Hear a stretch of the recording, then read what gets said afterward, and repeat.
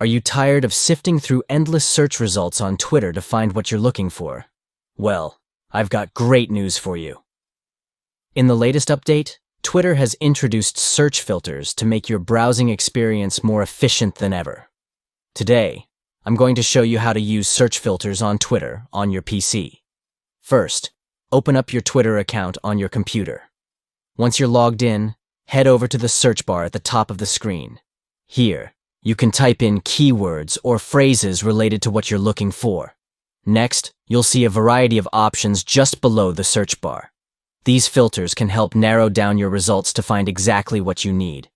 You can filter by people, photos, videos, news, and more. Simply click on the filter options that are most relevant to your search.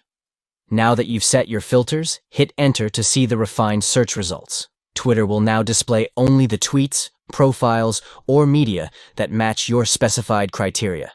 This will save you time and make it easier to find the information you're looking for.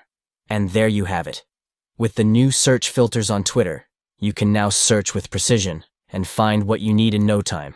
So next time you're on the hunt for specific content, remember to use these handy filters to streamline your search experience. Thanks for watching, and happy searching on Twitter.